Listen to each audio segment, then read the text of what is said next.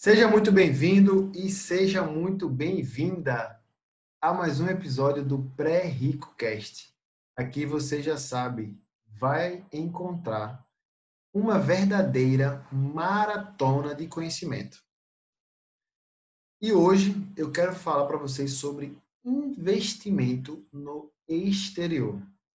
Se você ainda não me segue, chegou aqui por indicação de alguém, eu convido você a curtir, comentar, deixar o seu recado, até mesmo com sugestões de outros conteúdos, para que a gente venha sempre trazer aqui melhorias para o nosso canal, para o nosso podcast.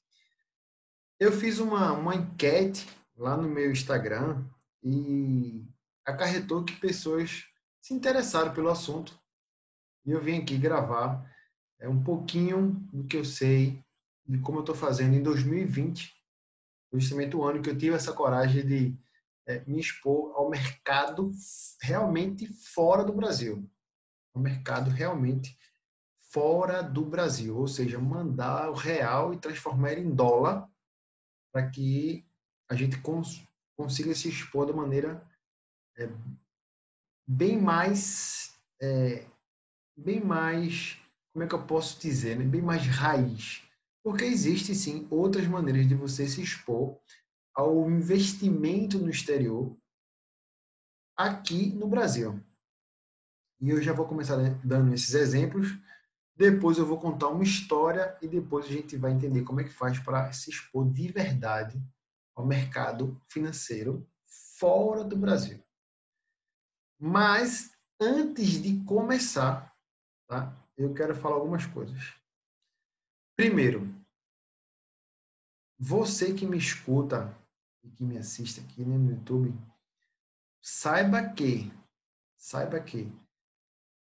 esse passo de investir, tá, é um passo muito além do que o meu público em geral já está acostumado. Pelo menos assim eu acho, né? A porcentagem do meu público que já investe, ela é bem menor do que o meu público que ainda está endividado, que ainda está precisando controlar o dinheiro, que ainda precisa dominar o cartão de crédito, que ainda precisa construir a reserva de emergência. Então, se você ainda está construindo a sua reserva de emergência, que é no país onde você mora, então é interessante você ter uma reserva no Brasil. A exposição ao investimento fora do Brasil é como se fosse o último passo do investidor.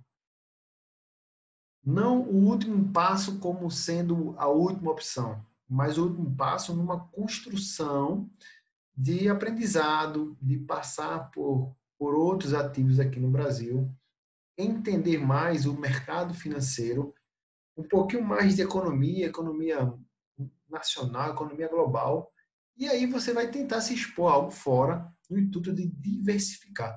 Mas se você tem dívidas ou está ainda com problemas de cartão de crédito, algo desse tipo, fica aqui comigo, porque o que eu vou entregar aqui é um conteúdo muito bom, muito interessante, mas talvez não seja ainda a sua hora de partir para esse investimento fora do país.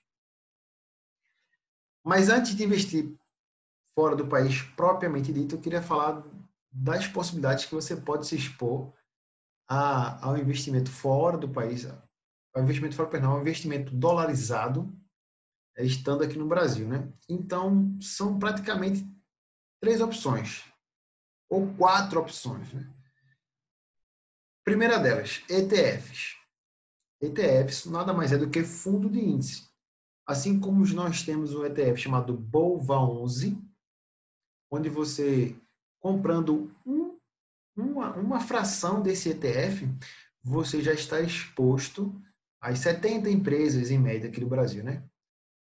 E temos os Small 11, são as menores, empresas menores, que têm uma possibilidade de crescer maior. Então, você compra uma ação, vamos dizer assim, né, desse ETF, você já está exposto a várias empresas. Então, o ETF, ele tem essa característica. E tem ETFs que replicam o índice lá de fora, um índice chamado SP500. E esse ETF aqui no Brasil se chama IVVB11. Temos outros também, que é o SPX11. Se você não sabe nem o que eu estou falando aqui, vai no site da B3 e procura lá sobre ETFs, ETF. Você vai ter um monte de ETFs lá no Brasil, aqui no Brasil, onde você vai poder ver qual o intuito desse ETF, qual é o que ele está representando, né? Qual é o índice que ele está tentando acompanhar. Ele, na verdade, se torna um índice, né? O fundo de índice. E, assim, essa exposição já é muito mais barata. Você consegue comprar ou um lote de 10, os ETFs são negociados aqui no Brasil, lotes de 10, ou em frações, onde você pode pegar um ETF. A última vez que eu vi o IVB11 estava R$ 177. Então, com R$ 177, você vai comprar um ETF que representa as 500 empresas americanas, por exemplo, que é o SP500. Na verdade, acho que esse SP500 ele replica, na verdade, empresas do mundo todo. Né? Enfim, um ETF você consegue se expor a várias empresas investindo pouco. É uma opção boa. E para quem está começando em renda variável, pode ser uma opção boa também, de você se expor e sentir o balanço ali, sentir a variação e estar alocado com uma diversificação boa. No caso de você pensar no exterior, é uma opção de você pegar o IVVB11, que é uma opção no exterior, que vai replicar uma posição dolarizada. Beleza? IVVB11. Procura lá na B3 e você vai ver o que é que ele representa, o que é que ele replica, vai ver se é bom ou se é ruim. Você, quando vende essa posição, você paga 15% de imposto, diferente de ações. Quando você está alocado em ações, você só vai pagar imposto quando você vende mais de R$ 20.000 em ações, enquanto que os ETFs você já paga o imposto quando você vende, independente da quantidade, e vai pagar 15% de imposto. Beleza? Temos também o COI. O COI, por sua vez, é outra modalidade com característica, inclusive, de renda fixa, mas o COI é emitido por um banco e esse banco vai estar vinculado com uma estratégia de ativos, né? Qual é o ativo principal que ele está querendo se expor fora. Ele pode compor um conjunto de opções também fora do país. Eu não tenho experiência boa com COI. Eu tenho um COI na minha posição lá, quando foi criado isso aí, e o COI tem uma questão de liquidez assim muito mais presa, né? O COI que eu tenho, por exemplo, é de 3 anos, inclusive está acabando esse ano também. Eu não pretendo mais se expor a um COI, mas você pode também procurar COI. Tem BDR aqui no Brasil, mas os BDRs, eles são para investidores qualificados. Ou você tem um certificado, ou você tem mais de 1 milhão investido. Então, não é o caso também agora. Acredito que para a minha audiência é mais de 1 milhão. E porque se pensar em diversificação, você teria que ter mais de 1 milhão no conjunto, e aí sim você vai se posicionar no BDR, né? Ter uma variação fora, com uma exposição de empresas fora, onde você vai ter um BDR aqui no Brasil. A empresa como Apple, Amazon, emite um BDR, o banco aqui compra esse BDR e meio que negocia aqui no Brasil, como se a ação fosse. Mas é para mexer qualificado. A liquidez dele não é normal. Você pode ver lá no home broker lá que a velocidade das vendas e compra não são as mesmas de ações comuns, né? Demora mais. E também você pode se expor com fundos. Então, você vai pegar um fundo multimercado, ele pode ter uma exposição fora do país, em dólar, em empresas fora do país. Alguns fundos exigem também que você seja investidor qualificado, então acaba limitando esse acesso, ou os fundos têm uma entrada muito, muito alta, em tese, por exemplo, R$ 25.000 para você fazer o primeiro aporte no fundo. Então, isso é uma posição bastante, como é que eu posso dizer, né?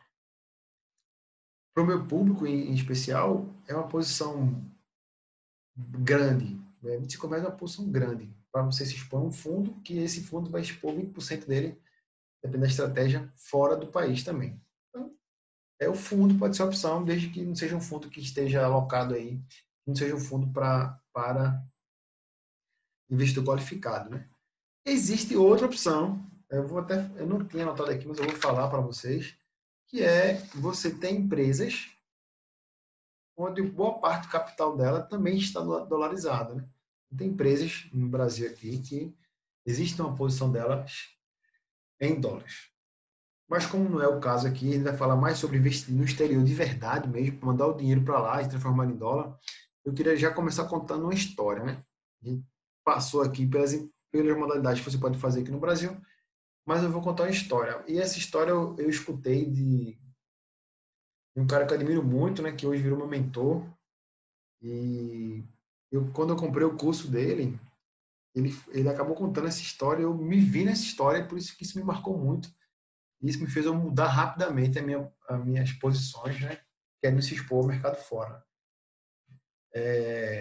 Imagina aí, eu já tenho 15 anos, né, de funcionário público, né?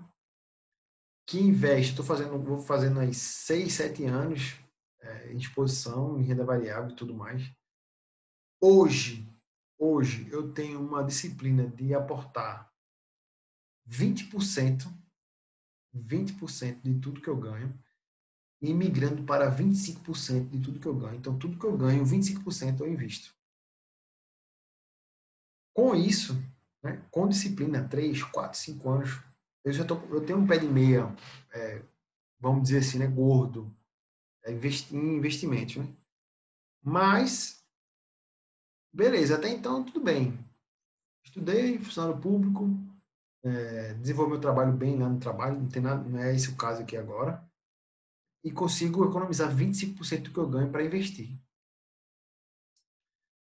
E eu fiz isso aí por 5, 10, 15 anos, me tornei um milionário. Mas se essa história fosse na Venezuela, onde existe um negócio chamado risco político, uma pessoa que montou essa estratégia, ele entendeu que é disciplina, né? Aportar todos os meses e esperar o tempo. Isso vai fazer você enriquecer. Aportar todos os meses, se tem disciplina, e esperar o tempo passar, o juros compostos vai trabalhar para você, e você vai realmente enriquecer. Isso aí não tem volta. Mas se essa estratégia fosse adotada na Venezuela, por exemplo, no governo de Hugo Chávez e Nicolás Maduro, que a moeda perdeu valor, perdeu valor, hoje eu seria milionário. Mas o meu dinheiro em si não vale mais nada. Ou quase nada, né? Se você colocar no Google lá, fotos de dinheiro da Venezuela, você vai ver lá que você precisa de um volume de papel de muito grande para comprar uma caçamba de ovo, para comprar um pacote de fralda, para comprar frango. Então tem lá umas fotos na internet assim que você se assusta. Então não adianta de nada ter muito, milhões de dinheiro, e o dinheiro em si perdeu-se o valor, né? Por questões, enfim, diversas políticas e econômicas que não vou entrar aqui agora, mas é só para você entender que existe um risco político. Mas existe esse risco político aqui no Brasil também? Existe. Né? Nós nunca devemos ter certeza de nada. A única certeza que a gente tem é da incerteza. Então, existe esse risco aqui no Brasil também? Por que não existiria? Por que não existiria? Tá? Nós somos uma economia de um país subdesenvolvido. A nossa representação no mundo, no planeta Terra, não chega aí, é pouco mais de 2%, enquanto os Estados Unidos, por exemplo, chega a 25% da produção mundial, nós mal passamos de 2%. Então, nós somos uma economia pequena, né? Nem todas as oportunidades estão aqui. O problema é o seguinte: investir no Brasil já é uma quebra de tabu, já é algo disruptivo.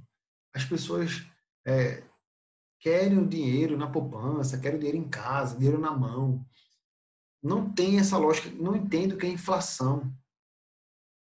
As pessoas não entendem o que é inflação, não estudaram, não tiveram a oportunidade de saber mais sobre inflação. E tem a mentalidade ainda de consumista, onde você quer ter mais do que pode, e acaba pegando empréstimo, financiamentos. E isso corrói o seu dinheiro, você não vai estar investindo. Então, investir já é algo muito longe. Investir fora do Brasil, pronto. É algo assim para especialista. E até o final desse podcast você vai ver que não é nada desse, não é nada de outro mundo, não é nada de crime, evasão de divisas, não é nada disso. Tá? A gente já viu no começo, inclusive, forma de você se expor é uma posição dolarizada sem nem trocar real por dólar. Nós somos uma economia pequena, nós vamos na 10ª moeda, nona, 10ª moeda. Eu tenho 34 anos, eu sou mais velho que o real. Se o real fosse meu irmão, era meu irmão do meio, ou meu irmão mais novo. O meu irmão mais novo, ele é mais velho que o real. O real é de 94 para cá. Em 2015, nós tivemos inflação de 2 dígitos, 10,67. Ou seja, o seu dinheiro perdia 10% de valor no ano. R$ 100 se tornava R$ 90 em um ano. O poder não deixava de ser R$ 100. Continua sendo R$ 100, mas comprava menos coisa. Comprava R$ 10 a menos. Fazendo aqui uma analogia bem didática. Então, a inflação é um fator determinante nos seus investimentos. Se você está investindo e não está conseguindo vencer a inflação, você está perdendo dinheiro. Você não está ganhando dinheiro com os seus investimentos. Né? Então, a ideia de ter uma exposição fora é você diversificar. Simplesmente diversificar. É tentar diminuir essas condições aí desse risco político, de inflacionário, de questões políticas, econômicas. Nós sabemos que no Brasil temos essa incerteza, né? Paira sempre, né? Toda eleição tem incerteza. Nós somos um país jovem. Em 91, 90, quando o Collor assumiu, ele bloqueou as poupanças, enfim, né? É uma economia ainda muito madura, muito jovem. Enquanto nos Estados Unidos são 5 mil empresas. Então, é o seguinte. Né? Então, você não vai sair do Brasil para uma economia ruim, né? No meu caso, eu escolhi a economia americana. É a melhor, a maior, não sei. Eu estudei, encontrei nela opções que eu me interessava e comecei a migrar parte do meu capital para lá. Na minha estratégia hoje, eu quero me posicionar pelo menos com 20% de todo o meu patrimônio com uma moeda mais forte, com o dólar, por exemplo, né? Que é essa minha condição. E mais do que isso, numa estratégia de montagem de carteira de investimento, você deve ter uma porcentagem com proteção. Com proteção. Como assim, Davidson? 5%, 10%. Você tem que estar 100% protegido, inclusive nem sequer garantia que vai render. Meio que especulativo. Como, por exemplo, o dólar. Como, por exemplo, ouro. Então, é interessante você ter uma exposição em reservas de valores. Porque numa condição pandêmica, né, global, que é o que está acontecendo agora, por exemplo, esses, esses, essas modalidades de investimentos, que não são realmente ativos, eles são especulativos, né? O dólar não paga juros, não paga dividendo, né? O dólar só se valoriza. Então, você vai ganhar com a valorização do dólar. Então, é uma especulação. Então, dólar, ouro, numa estratégia de composição de carteira, é interessante você ter uma porcentagem desses ativos, enfim, né? Na sua alocação. Então, se expor ao mercado americano em relação ao dólar já é uma condição de você se proteger também. Então, se você quiser simplesmente se proteger, você já pode migrar uma parte do seu capital para fora, né? Então, é outra jurisdição, é uma economia bem mais madura. O real ele vem se desvalorizando desde quando eu precisei viajar a primeira vez para o exterior, eu comprei dólar 2,50, o dólar já está aos 5 e lá vai o tempo, chegou a bater quase R$ 6. Quando eu fui depois para a Missão de Paz, o dólar chegou aí eu cheguei com o dólar R$ 3, né? Então, hoje o dólar passa dos 5. E assim, o dólar é uma moeda muito forte, né? Os commodities são cotados em dólares. Então, o pão francês que você compra, que usa farinha de trigo, o trigo ele é cotado em dólar nas transações nacionais, mundiais. E o petróleo é cotado em dólar. Então, se o petróleo sobe, a cotação do petróleo sobe, toda a cadeia alimentícia, por exemplo, também sobe, porque vai ter um custo maior do petróleo, do gasto com petróleo. E veja bem, eu não sei se você está me assistindo do seu iPhone, empresa americana. Não sei se você está me assistindo pelo YouTube. Então, pelo YouTube também é a empresa do Google, que é uma empresa americana. Eu estou gravando aqui esse podcast através aqui do Zoom, que é a empresa americana, no computador Dell, que é a empresa americana. A Amazon, você comprou o seu livro, americana. Se você vai no McDonald's no domingo fazer um lanche, alguma coisa, americana. Coca-Cola, americana. Ah, você não vai nada, você fica em casa vendo Netflix. Adivinha aí? Americana. Se você me segue no Instagram, é a empresa do Facebook, americana. Ah, o WhatsApp, americana. Eu poderia ficar o podcast todo aqui falando de empresas americanas, onde as suas valorizações são em dólares e você está usando produtos dessas empresas que são dolarizadas. São empresas cotadas em dólares. Então, nós temos uma exposição ao dólar natural, né, na nossa economia, no nosso dia a dia, na nossa vivência. Então, faz sentido você ter alguma coisa em dólar. Se você pensar nessa lógica, faz sentido você ter alguma coisa em dólar. Compreende? E para vocês investir em empresas como essa que eu falei aqui, você não precisa ser milionário, tá? Eu tenho inclusive ações de $10. $10 hoje são 50 e pouco reais. Ah, David, tem corretagem, tudo mais. Tem, mas aí você, como eu estou me expondo, comecei a me expor esse ano, nada mais do que o aprendizado ser a prática. Nada mais do melhor aprendizado do que você investir na prática. Então, eu estou lá com $10, $15. Oh, eu aproveitei para fora fazer a minha reserva de valor. Então, eu tenho ETFs lá fora em ouro. Eu tenho o Tesouro Americano. Se você já me viu falar aqui sobre Tesouro Selic, que é o mais seguro do Brasil em relação à proteção, que é o risco soberano, imagina você ter uma posição no Tesouro Americano, por exemplo. Eu tenho uma posição lá no Tesouro Americano. Quanto está rendendo? Não está rendendo nada. Os Estados Unidos não rende mais nada, né? Está rendendo zero, -1 lá. Mas a moeda está ficando mais forte, então não deixa de ser uma posição fora também, dolarizado, experimentando. E não, não é o caso você pensar ao contrário a isso. Ah, mas eu não vou comprar nada americano, eu odeio o Tio Sam e tal. São muito capitalistas, exploradores. Aí, você usando o Google para fazer pesquisas. Então, pensa e repensa melhor, né? Como que é essa sua vivência hoje em relação a empresas americanas? E se não faz sentido você ter uma posição, ter essa condição, e você pensar, pelo menos, em ter uma parte do seu patrimônio exposto ao dólar. Ponto. Como você fazer isso? Tem diversas formas. E o que eu vou falar agora é o seguinte: você pode abrir uma conta em uma corretora. Eu, por exemplo, né? Não é indicação, tá, pessoal? Eu uso a Avenue, Avenue, Avenue. A Avenue era da Clear, ou melhor, os donos da Clear venderam a Clear para o Grupo XP e abriram a Avenue lá nos Estados Unidos, né?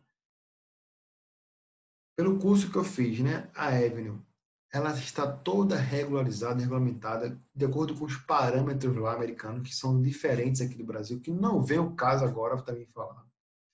O atendimento é todo em português, porque o pessoal quer atender o público brasileiro, alocar capital fora. Eles te dão um suporte, um relatório afinado com o nosso imposto aqui de renda, né? Quando você vai comprar ações, comprar ETFs lá fora e tal, você vai ter uma questão de imposto mais detalhada, com dólar, cotação, e a empresa Avenue, com suporte todo em português, ainda vai te dar o negócio pronto, pensando nas nossas condições jurídicas aqui, nas nossas condições de imposto de renda. Então, tem alguém pensando em você já, quando você vai fazer a sua declaração de imposto de renda, você vai lá e vai ter o preço médio, vai ter quanto era o dólar que você comprou, na hora que você pagou. Então, já tem toda essa preocupação. Um dos motivos de eu também usar a Avenue, né? E como é que você faz? Depois que você abre uma conta na Avenue, vale a pena você ler tudo direitinho, pensar, né? Não é para abrir na Avenue porque eu estou dizendo aqui. Você deve ter seu pensamento crítico. Enfim, né? A Avenue é como se você estivesse fazendo uma transferência para um banco aqui no Brasil, tá? Você vai pagar aí um IOF ainda para fazer uma transferência aqui para um banco no Brasil em menos de um minuto. Melhor, né? Eu vou nem dar esse tempo, né? Em menos de 5 minutos, o seu dinheiro já está lá na corretora americana. Então, você faz o seu cadastro, ele vai te dizer assim, ó, se você quiser mandar para cá o dinheiro, deposite nessa conta. E é uma conta do Brasil. Você transfere do seu banco tradicional, não sei qual você usa aí, eu uso um banco digital, e eu faço um TED sem pagar nada por isso, né, óbvio. Em pouco tempo, esse dinheiro já está na Avenue. E a Avenue é a plataforma lá dos Estados Unidos. Então, o meu dinheiro ainda em real já está nos Estados Unidos. Lá na Avenue eu consigo fazer um câmbio, trocar o real que chegou lá por dólar. E você pode transacionar na hora o dólar da hora, ou você pode transacionar o dólar de um dia a mais. E quando você espera mais um dia, você aí vai estar pagando uma taxa menor, inclusive. Então, o pessoal da Avenue era o pessoal da Clear, que está lá nos Estados Unidos oferecendo serviços para investidores brasileiros com suporte brasileiro para atender uma questão de imposto brasileira, a empresa regulamentada, crescendo. Então, não, como eu falei, né, é um tabu que você precisa quebrar, né? Como é que você manda dinheiro? Faz um TED normal, como você vai fazer um TED para qualquer outro banco, dele vai ficar na plataforma lá, você faz um câmbio. E de igual forma o contrário, né? Você faz um câmbio de volta e transfere da sua conta débito para sua conta corrente no banco aqui no Brasil. Vai ter taxa, vai ter taxa. Não vou falando sobre taxas aqui, né? Mas é essa condição. E com o dinheiro lá, agora dolarizado, depois que você mandou o dinheiro para o banco, fez um câmbio, você pode escolher a empresa que você quiser. Óbvio que os critérios de escolha de empresas devem ter o mesmo crivo que você faz suas escolhas aqui no Brasil. Por exemplo, eu dou uma olhada no finance.yahoo.com. Finance, FNACE.yahoo.com. Você coloca o nome da empresa lá, vai ter os relatórios, os números, os indicadores das empresas, e você consegue dar uma analisada igual você analisa aqui no Brasil também. Mas, sendo bem crítico, né?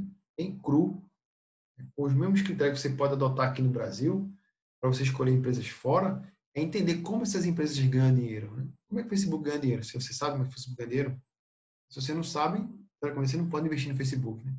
Se você entender como a empresa ganha dinheiro, já é um passo importantíssimo para qualquer investimento, tanto aqui no Brasil como lá fora também. Então, saber como a empresa ganha dinheiro, como é que ela lucra, já é um passo importantíssimo. E aí você pode escolher, inclusive, entre empresas direto, a pessoa falar sobre stock pickers, né? Um nome bonito e tal. exige sim bastante conhecimento, detalhes, senão o seu dinheiro pode se perder, né? Mas são empresas gigantescas. Imagina aí a Amazon, imagina aí a Apple, imagina aí o próprio Facebook, Google. Então, é uma exposição fora que vale a pena também. Pensar em empresas e ter acesso a esses mercados gigantescos e com pouco dinheiro. Imagina aí com 50, 60 reais, você pode ter $10 do Facebook, da Amazon, da Google, enfim. Tá? E lá também tem uma exposição muito boa no mercado americano sobre ETF, né? Aqui no Brasil ainda é um pouco restrito e tal, mas lá tem bastante ETFs de diversos grupos de investimento, diversos índices. Inclusive, o que representa aqui o IVVB11 é o VOO, que seria replicar o SP500, né? Aí tem ETFs que replicam os índices das Nasdaq, o índice Nikkei. É uma churrada de ETFs. ETFs de empresas de tecnologia, ETFs de empresas que são gerenciadas só por mulheres. Uma infinidade de ETFs fora, né, lá no mercado americano, muito diferente do nosso aqui. Então, pessoal, eu acho que eu consegui aí, dar um norte a vocês, né, explicar um motivo pelo qual você deveria se expor um pouco a uma moeda mais forte, a economia mais forte. Você tem as opções aqui no Brasil de fazer esse arranjo, né, ter essa diversificação, mas também você pode fazer diretamente fora. Eu dei uma sugestão de uma corretora, mas você pode procurar outros corretores. Se você se interessa um pouco mais pelo assunto, eu fui bem rasteiro aqui, fui bem por cima, não tem nada, detalhes técnicos de ação. Se você tem interesse, fala comigo, tá? A gente troca uma ideia melhor, eu te ajudo a abrir a conta, se for o caso, ver se eu pego uns descontos para você fazer as primeiras transações lá. Alguns dos meus alunos eu consegui ainda 10 corretagens grátis, tá? O pessoal do meu curso aí sabe como é que faz, eu deixei o link lá na aula. E se você tem interesse, fala comigo, de repente eu posso compartilhar com você também esse link também. Eu fico por aqui, tá?